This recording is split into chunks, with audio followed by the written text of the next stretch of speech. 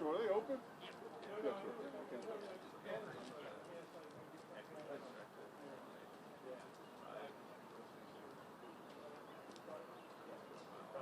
The private market.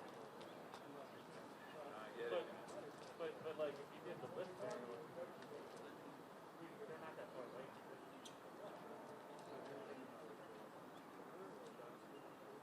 It's probably a better model.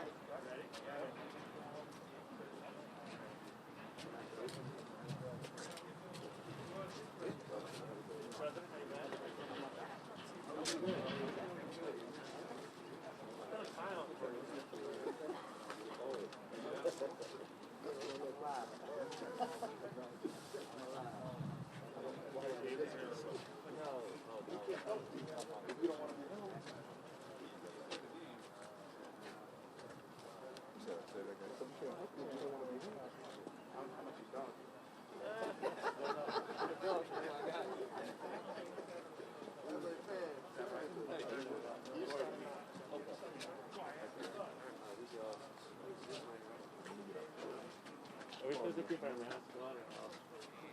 What do people do? You can take it off clothing if you want to. Okay. I probably won't. I don't want to get in trouble with No. the health commissioner here. No, she's not. But if she calls you, I'm gonna say I told you. See if this is on. Good morning. Can everyone hear me? All right. Are you good? Am I good? Well, good morning. I'm Colin Tarbert, President and CEO of the Baltimore Development Corporation.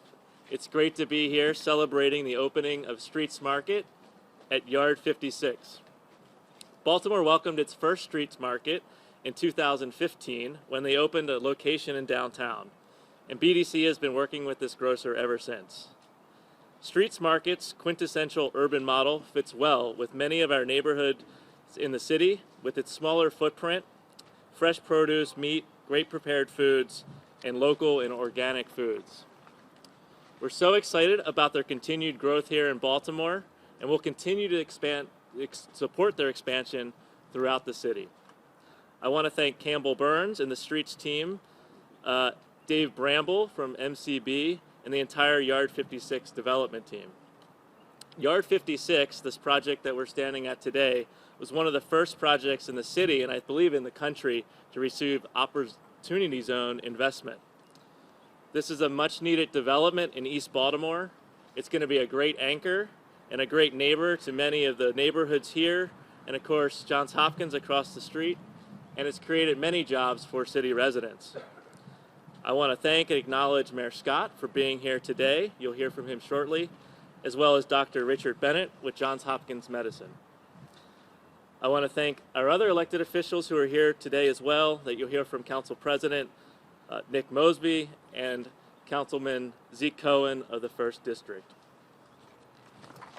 Thank you all for being here. It's with great pleasure that I'll introduce our first speaker, Campbell Burns, Vice President of Streets Market.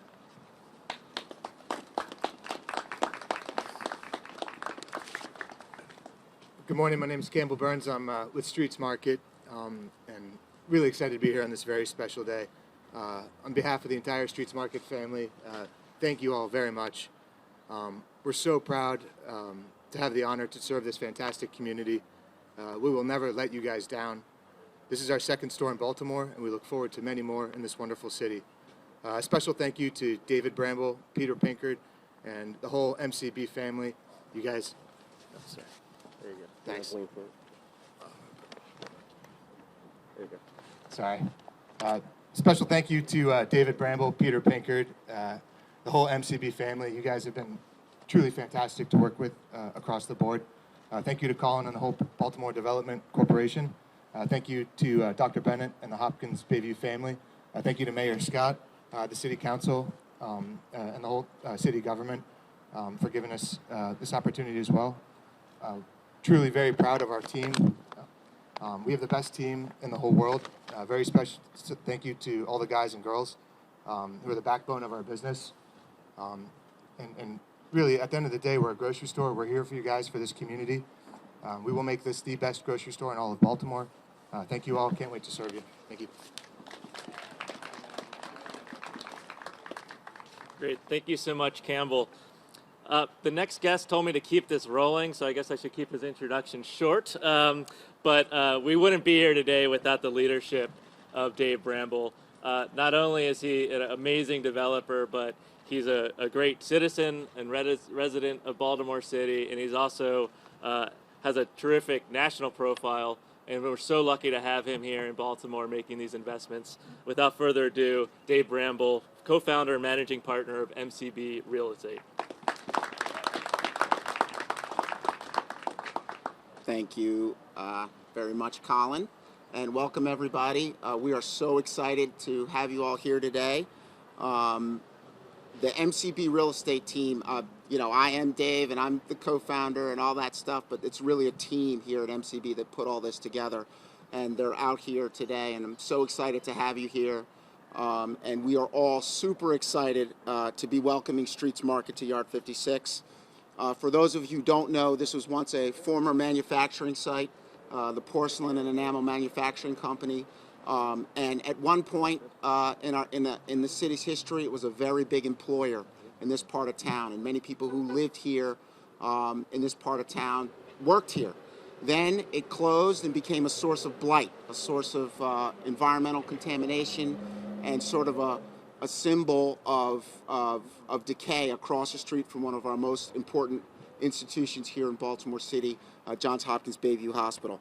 Now, with the support of the team here at MCB and with capital from Prudential Impact Investments, one of their first Opportunity Zone investments in the entire country, we are really proud to present this investment, which is going to serve obviously all of Baltimore, but specifically Greektown, Bayview, Canton, Eastern Baltimore County, and all the residents who are looking forward to see you here shopping and enjoying time here with our good friends at Streets Market.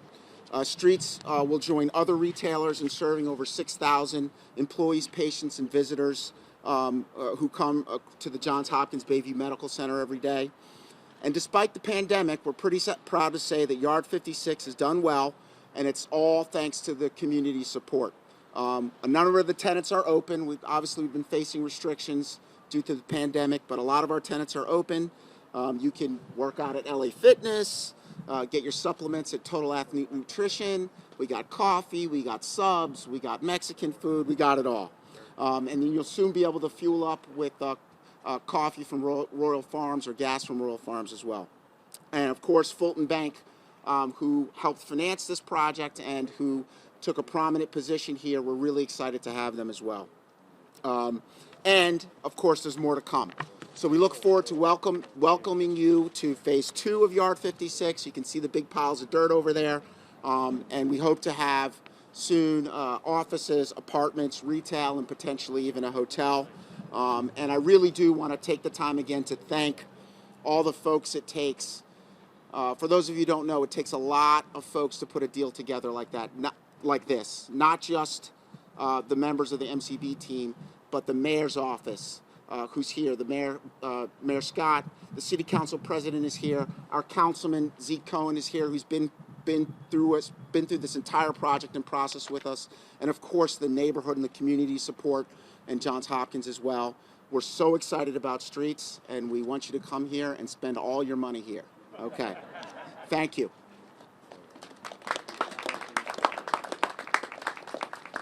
Great. Thank you so much, Dave. The next speaker does not need an introduction, but I would love to do one for him. I believe yesterday was his birthday, is that right? So congratulations on your, what birthday? I won't even say that. So I'm so pleased to be here with Mayor Brandon Scott. I remember just a few years ago, it seems like we were both staffers on the second floor, and now he is running the entire city, which I'm so excited about. He's a champion of business. He's a champion of economic development. He's been nothing but supportive of the Baltimore Development Corporation and myself. So without further ado, welcome Mayor Scott. Thank you, Colin, and good morning, everyone. It is my honor and privilege to be here.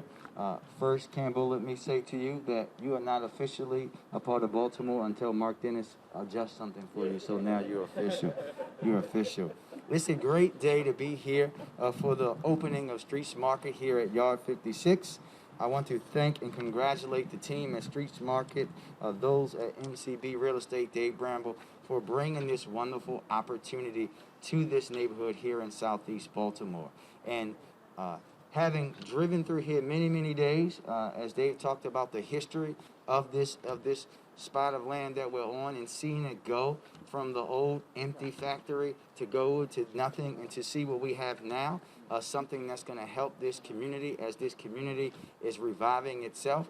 We know the neighborhoods of Greektown, Highlandtown, Canton, those from the county come in and shop at Streets. The markets are better inside city lines. We want you to come here. We know what this is going to mean for this neighborhood, to have fresh food, to have fresh produce, for me to have fresh seafood and be able to get that in your community. We know how much of a difference that makes for our neighborhoods and for those who are working at Johns Hopkins in the surrounding neighborhood.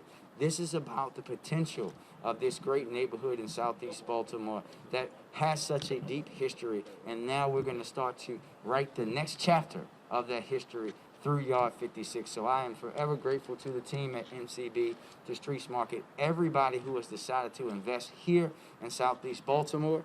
And the last thing that I would like to say to you, Mr. Bramble, is that I think that there's some places in East and West Baltimore that we should look at having one of these. You too, Mr. Campbell. There are some neighborhoods that would love to have a Streets Market. I know the council president, and I'm honored to be here with my colleagues, Council President Mosby and Councilman Cohen. I know the council president knows of a particular neighborhood where they could need one in West Baltimore. This is how we're going to make Baltimore the best version of itself. Business political, community, and partnership. And what you see here today is a partnership that is thriving, and we look forward to expanding it throughout the city of Baltimore. Thank you and congratulations again, everyone.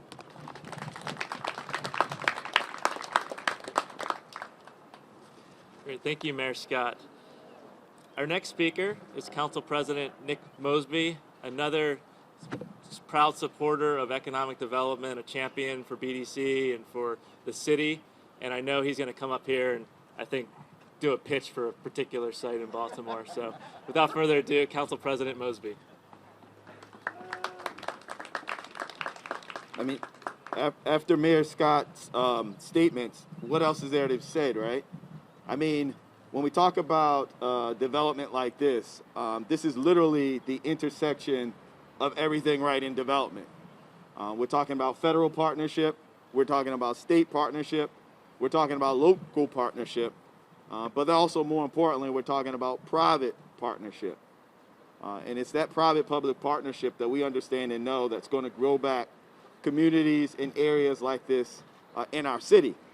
We say all those positive things, but the interesting thing is we are in the midst of a global pandemic. And when I think about Yard 56, I think about the symbolism that this means for the city of Baltimore. I think about how this is another example of our city's resiliency, of ensuring in the midst of crisis that we provide opportunity. And that goes into this idea of one of the first opportunity zones in the entire country. Do we understand that? Baltimore City and Yard 56 represents one of the first opportunity zones in this entire country.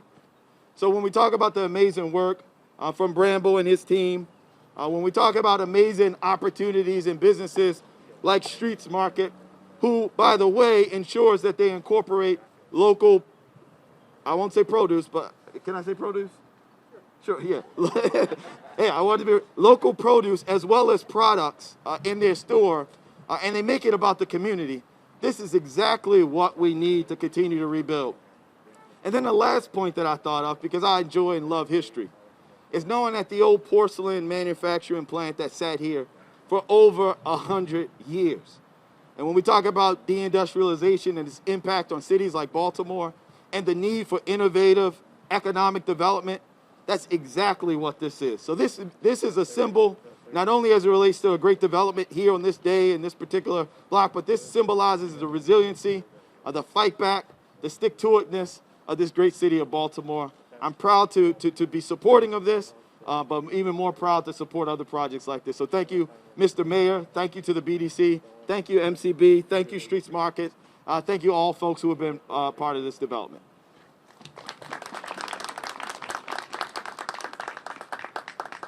Thank you, Council President. Our next speaker, I believe, works very close by Dr. Richard Bennett, who's the president of Johns Hopkins Bayview Medical Center, right behind you. I'm sure he'll be a frequent visitor, and I'm sure he's very excited to have this new development for his employees and for the whole team at Hopkins Bayview. I'd like to introduce Dr. Richard Bennett.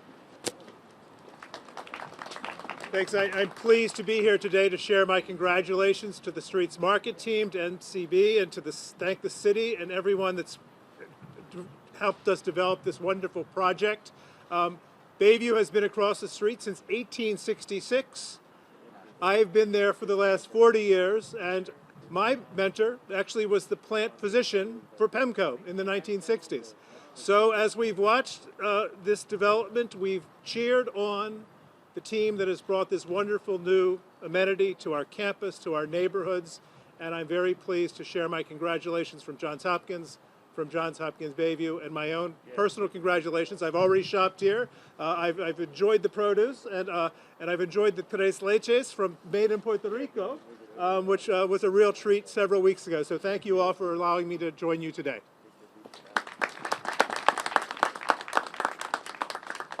Thank you so much, Doctor. And I believe our last speaker today, but certainly an important speaker, is the councilman of the 1st District, this district. He's also my councilman. Please welcome Councilman Zeke Cohen. Thank you so much to Colin, Mayor Scott, President Mosby. Thank you to President Bennett, to Campbell, to Dave for all the work that went into this. Thank you also to our community, Elaine and Joe, all the folks who have supported this. Listen, this is an exciting moment for Southeast Baltimore. We know that we have a large growing immigrant community right here in this neighborhood. And when I walk around and see food from literally all over the world that's going to serve this market, to me, that's what this is about. And I remember Dave coming to me way early on in this project and pitching this thing. And I remember thinking, where's the catch? Like, this is too good to be true. You're going to take a brownfield, you're going to convert it, you're not along the waterfront, you're in a community that needs a grocery store. Like, where's the ask? And there was none. He put his heart, his soul, his money, everything into this project, and the payoff for this community is huge. So again, I think this is an exciting day for Baltimore. I think this is an exciting day for Streets. We're thrilled to have you here. And I think it's just an exciting day for the really diverse communities that live around here. So again, thank you all. So proud to have played a small part in bringing this, but let's continue to push. Let's continue to get grocery stores all over our city in areas that don't have them yet. This is what it's all about. Thank you. Great, thank you so much, Councilman. We're going to go ahead and transition over to the ribbon for the cutting. So if our speakers want to come over.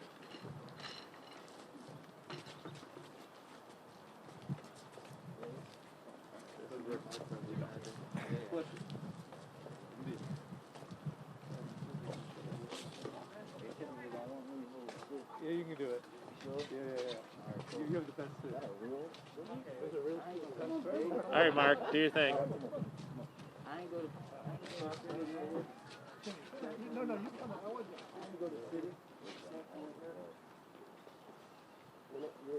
Can I be right here? You stay right there. Stay right there. Who's on this side? Come right here, sir. Come right in closer.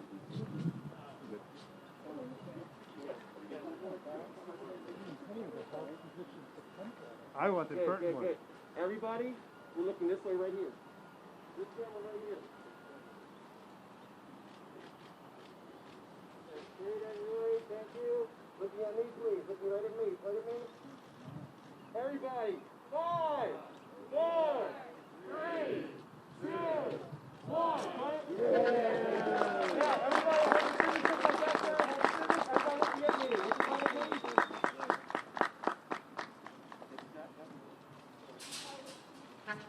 Thank you. Thank you.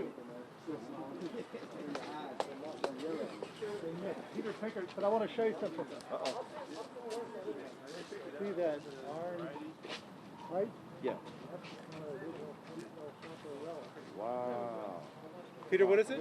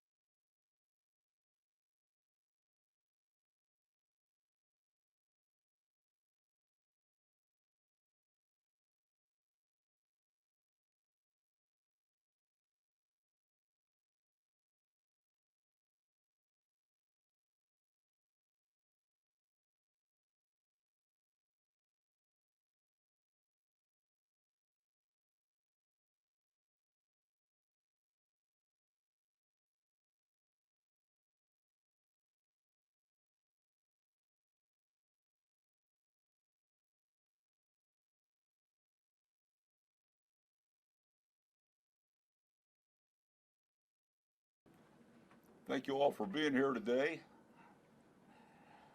Here with me today, who will also be speaking, Jonathan Linzer, our Acting United States Attorney, Capital Area Region Fugitive Task Force Senior Inspector Antonio Goss, and Deputy Marshal Al Maresca, Missing Children Investigations for our district. And we have the distinguished Commissioner from Baltimore City Police, Michael Harrison. We work in partnership with Michael Harrison and his team, picking up a lot of these bad guys throughout the day, and also finding a lot of missing and exploited children. So, Michael, thank you for the partnership we have with you and the Marshal Service.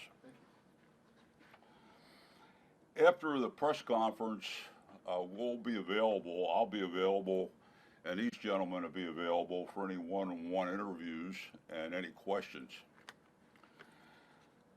To God be the glory for our children. In the Bible, Psalm 127, verse 3 states, our children are a gift from the Lord.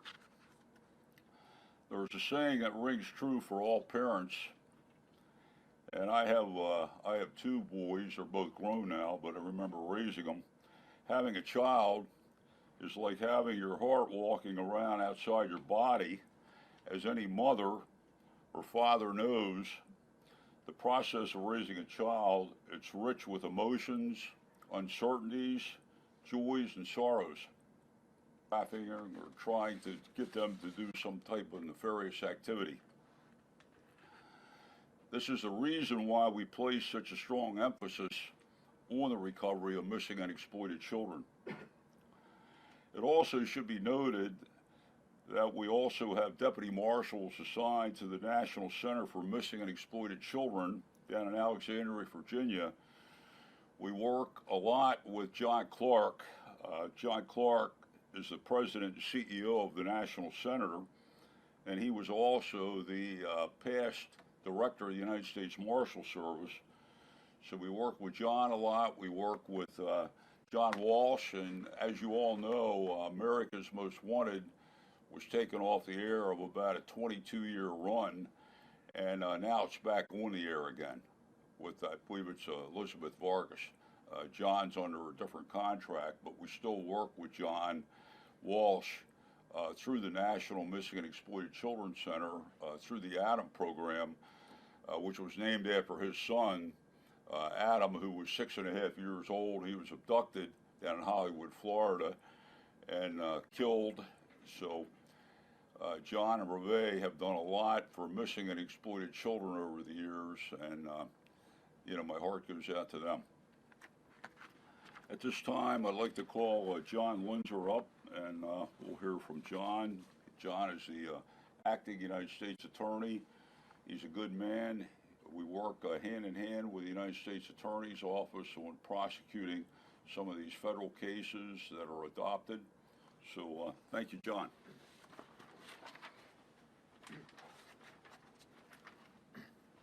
Thank you very much, Marshal Hughes. Good morning, everyone. I'd like to thank Marshal Hughes for inviting me here today to discuss this very important operation that is focused on the safety and well-being of children in Maryland. I would like to begin by recognizing the United States Marshal Service for their leadership, their innovative mindset, and their dedication to children through Operation Not Forgotten. This operation was focused on the recovery of missing children and focused on preventing exploitation and trafficking of kids. Child exploitation and trafficking is a significant problem throughout the country and also here in Maryland. It is no secret that the number and nature of threats against our children have increased over the COVID-19 pandemic. Prosecuting child trafficking and exploitation is a priority for our U.S. Attorney's Office as well as our federal and local partners, many of whom are here today. Our law enforcement family here in Maryland is always thinking about how we can do our jobs better, how we can be more impactful, and how we can use new tools and strategies to combat trafficking and exploitation, which have continued to grow with the use of technology to market and pay for illegal services. One of the tools here in Maryland is the Maryland Human Trafficking Task Force, which consists of federal, state, and local government agencies and non-government entities. Last year, the U.S. Marshals Service approached our Human Trafficking Task Force with their idea for Operation Not Forgotten. And the Marshals Service put together a team of agencies to assist in the recovery of children. Marshal Hughes and his team made the decision to focus their resources on helping children and families throughout Maryland. Now, the Justice for Victims of Trafficking Act grants the Marshal Service the authority to assist state and local agencies in assisting children. And that is exactly what Marshal Hughes and his team here did with Operation Not Forgotten. Now, the Marshal Service, as you know, already has an important mission and a full mandate when it comes to apprehension of adult fugitives, which is a dangerous line of business, as we know most recently from February when a deputy marshal was shot here in Baltimore.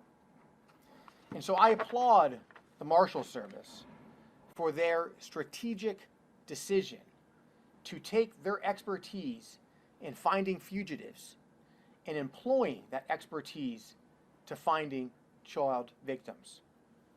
The Marshal Service took time to organize training and resources to assist their personnel who are used to apprehending adult fugitives and prepare themselves for dealing with children. The Marshal Service played a very important role in organizing all these different agencies throughout Maryland to assist Operation Not Forgotten. And as one of those agencies, the U.S. Attorney's Office was pleased to assist and provide legal support as needed. In addition to finding and helping children, this effort was also designed to help develop evidence and leads against individuals who are involved in exploiting children. Now, while I'm not able to discuss any specific leads or cases at this time, I'm generally encouraged by the sharing of information between the Marshal Service and our state law enforcement partners who were involved in Operation Not Forgotten. So let me conclude by making a couple of points. First, this operation reflected terrific collaboration between agencies who each brought their own expertise to this operation. The Marshal Service recognized that there are limitations due to statutory authority in terms of working with kids, and they were proactive in reaching out to partners in the state who could fill those gaps and provide the services that the Marshal Service could not. Second, the operation was all about assisting child victims, and I applaud the Marshal Service for recognizing a problem in our own communities and then being creative in finding solutions to solve those problems. And third, there is no greater mission than protecting our children, and I'm grateful to the Marshal Service for their willingness to change their course to tackle a different problem. The Marshal Service is a large agency with core statutory functions, and it can take a lot of effort and a lot of innovative thinking to change course and take on a new mission. So I'd like to thank Marshal Hughes for having me here today, as well as Matt Silverman, Al Moresca, and the entire U.S. Marshal Service team here in the District of Maryland. I'd like to thank Commissioner Harrison for being here today. Commissioner Harrison is a terrific, innovative leader here in Baltimore, and we are very grateful for his service here every day. I'd also like to thank the National Center for Missing and Exploited Children for the resources and the vision that they provide to combating against victims against children, as well as trying to track down child victims. I remember as a young sex crimes prosecutor 15 years ago going to NCMEC trainings and then getting the resources that they provide. And I can tell you it is very impressive how NCMEC has been so helpful to law enforcement throughout this country in protecting children. So with that, I will now turn it back over to Marshal Hughes. Thank you. Thank you so much, John, for those kind remarks. Thank you. Tony?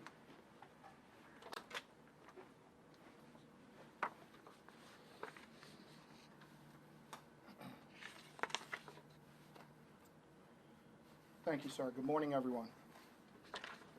I would like to start once again by thanking our partner, state, local, and federal agencies for all their help during this operation. In May 2015, the Justice for Victims of Trafficking Act was passed and clarified the United States Marshal Service discretionary authority to support law enforcement requests for assistance on any missing child cases. As such, the United States Marshal Service assists the state and local and other federal law enforcement agencies upon request in locating and recovering missing children. This is accomplished by focusing agency resources on critically missing children, those that involve in suspected crimes of violence or where factors are identified by law enforcement that indicates an elevated risk to a missing child. This mission is dependent on available district and regional task force resources. The United States Marshal Service investigative skill set provides a unique ability to assist federal, state, and local partners in rescuing our community's most vulnerable children and return them home safe to guardianship. It represents a highly refined, unique skill set tailored to a desperate public safety need. On February 1st, 2021, the United States Marshal Service's Capital Area Regional Fugitive Task Force and the District of Maryland was able to bring this operation to the state of Maryland.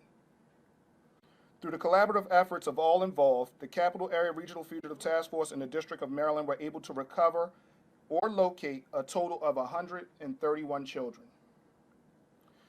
This number is broken down by 18 recoveries of previously missing children, 11 children that self-returned, and 102 children that were reported missing, and the United States Marshal Service was able to confirm their whereabouts. Operation Not Forgotten Maryland was an operation that also concluded with the apprehension of 3 adult fugitives. And these adult fugitives were tied to the cases of these missing children cases. This operation could not have been completed without the assistance of all those involved. And last but not least, I would like to leave us with a message from the United States Marshal Service. Our message to all missing children and their families is that we will never stop looking for you. Thank you. Yes, sir. Al? Yes, sir. Good morning. As the Marshal mentioned earlier, my name is Al Maresca. I am the Missing Child Investigation Coordinator for the District of Maryland. As such, the Marshals asked me to say a few words about our operation. So there's nothing I'd like more than to turn attention to my peers. The men and women of the United States Marshal Service are far more than just the enforcement arm of the federal court system. They're dedicated and loyal public servants, committed to ensuring safety within the community and all that they do. If we reflect upon the stats of Operation Not Forgotten, it's easy to see the work they do is nothing short of miraculous. And as such, I would like to pay attention to you and pay homage and let you know how proud we are of you. Because while I applaud you and we thank you, I have no doubt the American people are truly grateful for your service. While this operation may be coming to a close, in the District of Maryland, we are committed to community-oriented policing programs. And as such, our work within the missing child unit has only just begun. Somewhere out there's a kid. And while he's got 1,000 friends on social media, for whatever reason, he still feels like the loneliest kid in the world. And unfortunately, that situation, as the Marshal mentioned earlier, leaves them ripe for exploitation and to be lured into nefarious activity. The good news is, with these brave men and women, we're not going to just sit back and watch that happen. We are committed to going out and finding these children and to building a bond with them. So to that kid and the ones just like them, we want them to know, no matter where you are, what you think or how you feel, you are not forgotten. Thank you. Thank you, Al. Michael?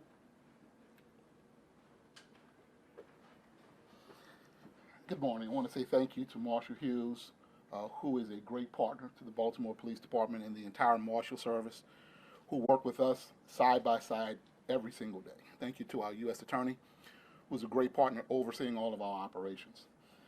The reason this is a success is because it was a true partnership and a true collaboration. And everything we do every single day with the marshals in pursuit of fugitives every single day is about that partnership. And so we appreciate the partnership. We appreciate the opportunity to be here, not just today for Operation Not Forgotten, but the opportunity to serve side by side, to apprehend these fugitives and to make Baltimore a safer place. The Baltimore Police Department played a critical role in making sure that we confirmed, visibly confirmed, that the children were returned to their legal guardian, and ensuring that the cases were closed by removing the information about their being missing in the NCIC database system. And so that critical role has now made sure that these children are returned to their families. We thank you for your partnership. We thank you for the outstanding work we do every single day, and we look forward to more of these operations and more collaboration in the days, weeks, months, and years to come. Thank you. Thank you, Michael. Thank you very much. Questions? Any questions? No questions? For any other member of the task force, can you just talk a little bit about what the future holds for this program? I know you mentioned it a little bit of how many children may still be out there, but how will your service be continuing to work with members of the U.S. Attorney's Office, Baltimore Police, to find those who are still missing? So this is an ongoing effort. Within the district, our leadership is absolutely committed to, like I said, community-oriented policing programs. And as a result, we are continuously evaluating our practices, reevaluating, and seeking for new ways to implement best practices, lessons learned, and move forward. As such, we're going to continue to work with the Capital Area Regional Fugitive Task Force to make sure that we specifically target and apprehend violent fugitives, and specifically those who seek out to harm women and children. Additionally, the scope of the Marshal Service is that of fugitive recovery. We're going to look to work with our partners from the Human Trafficking Task Force and refer cases for prosecution at both the state and local level, as well as the United States Attorney's Office for potential federal prosecution. Really, we understand that it can't just be a top-down solution. We're going to have to listen to innovative ideas, and we're going to have to make changes from the inside out. And with that in mind, I look forward to soliciting input from the public and work with the community to make this happen.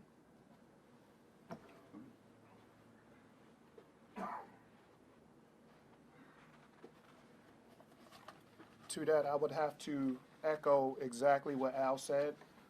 It's not going to end right now, and it's not going to stop. This is an ongoing effort and something that we recently picked up. I think with the numbers and the success that we have, this is just a beginning, especially in this area. It's just the beginning of something that we're going to start and we're going to keep on going with. Thank you. Any other questions? Okay, well, we're going to be available if anybody wants to do a one-on-one with Commissioner Harrison, Jonathan Linzer, or anybody here in the Marshal Service. Thank you all for being here today. We appreciate you coming in on a rainy day and being with us. God bless you. Thank you. Thank you.